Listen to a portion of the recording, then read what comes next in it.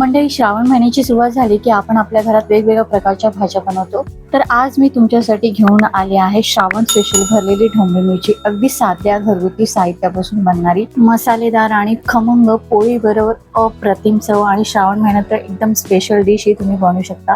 तर यासाठी मी इथे पाव किलो शिमला मिर्च घेतलेली आहे. आपल्याला बघून घ्यायची, एकदम हिरवीगार अशी घ्यायची आहे. मीडियम साईज मध्ये घ्यायची, एकदम मोठी नाही आणि एकदम छोटी पण आहे, एकदम मीडियम. सगळ्या मिरच्या आपण 3-4 वेळा पाण्याने स्वच्छ धुवून घेऊया. कधी कधी असेच धुतल्या ना मिरच्या तर त्याच्यामध्ये आतमध्ये माती वगैरे राहते, त्याच्यामुळे मी अशा पद्धतीने धुवून काढते.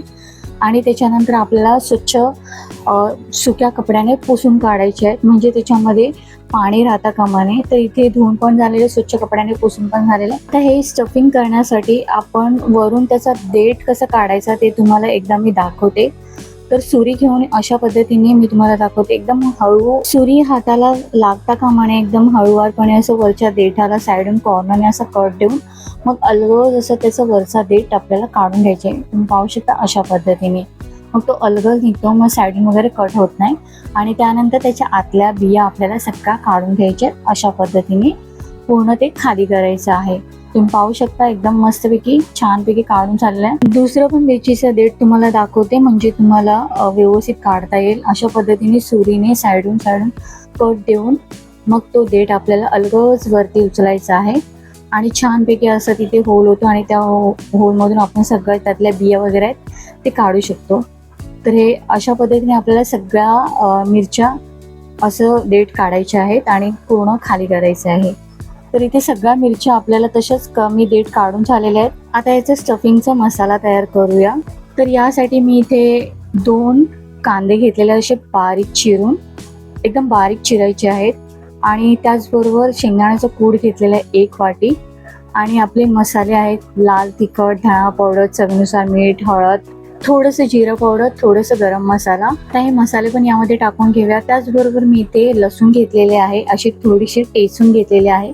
कोथिंबीर आणि कढीपत्त्याची पानं आणि मिरची कट करून घेतली, पण मिरची आधी टाकायची नाही आपल्याला. तेल घेतलेलं इथे 6 टेबलस्पून आणि मिक्स करून घ्यायचे छानपैकी.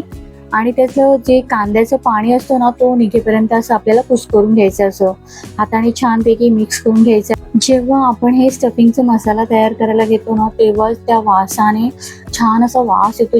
जेव्हा आपण कुस्करतो ना खूप छान असा वास येतो आणि तेव्हाच भूक लागायला सुरुवात होते आणि असं वाटतं ते कधी बनतं आणि कधी खातोय. तर इथे छानपैकी कुस्करून झालेलं आहे, असं मिक्स करून झालेलं आहे. त्याच्यामध्ये मिरच्या टाकून घेऊया लास्टला आणि थोडंफार असं हाताने असंच मिक्स करून घ्यायचं आहे. आपला स्टफिंग मसाला छानपैकी तयार झालाय. आता मिरचीमध्ये भरायला सुरुवात करूया.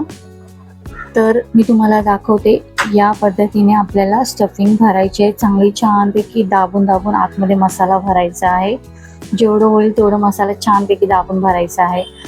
तर खूप लागतो मसाला ॲक्च्युली याच्यामध्ये भरताना. पाव किलो मिरच्या होत्या त्याच्यामुळे हा मसाला पुरेसा झाला. छोट्या मिरच्या होत्या आणि मसाल्याचं स्टफिंग बरोबर झालं. तुम्ही जास्त जरी केलात मसाला तर तो वरून टाकायला होतं, काय वेस्ट होत नाही. आपण मिरच्यांचं स्टफिंग पूर्ण झाल्यानंतर माझा मसाला एकदम कमी उरलेला. तुम्ही थोडं जास्तच बनवा. जर तुम्हाला मसाला जास्त आवडत असेल तर मसाल्याची क्वांटिटी वाढवा, म्हणजे शेंगदाणा आणि कांद्याचा प्रमाण तुम्हाला वाढवावं लागेल. आणि अशा पद्धतीने आपल्या सगळ्या मिरच्या छानपैकी दाबून अशा भरून झालेल्या, चांगला मसाला भरून झालेला आहे. आणि आता हे सगळं, आता तुम्ही पाहू शकता एवढाच मसाला, जो खाली मसाला राहिलेला आहे ना तेवढाच माझा मसाला उरलेला आहे. जो उरलेला मसाला आहे तो मी असं वरून स्प्रेड करणार आहे.